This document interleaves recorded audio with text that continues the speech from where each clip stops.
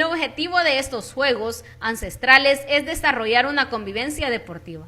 Esto permite la masificación y promoción del juego. En principio vimos el interés de la red de maestros de educación física de acá de San Salvador, que son los pioneros en esto, y pedían autorización para participar en la ciudad de Guatemala. Con la sorpresa que en su primera participación ellos quedaron como subcampeones. Los países participantes están México, Belice, Guatemala, Honduras, Panamá y El Salvador. Los participantes de este torneo son jóvenes que están reviviendo costumbres antiguas y la lengua náhuatl. La preparación de cada uno de ellos es muy difícil, porque dominar con cadera el balón no es nada fácil. Es muy adolorido y cuesta acostumbrar su cuerpo a hacer este tipo de movimientos. La preparación es muy importante.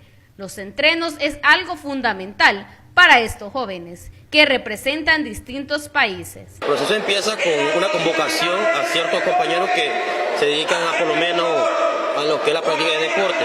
Se le indica a ellos los principios básicos culturales y deportivos que conlleva esto. Preparador físico y maestro de este deporte son los que necesitan para poder seguir entrenándolos. Estamos con una preparación muy grande desde hace tiempos.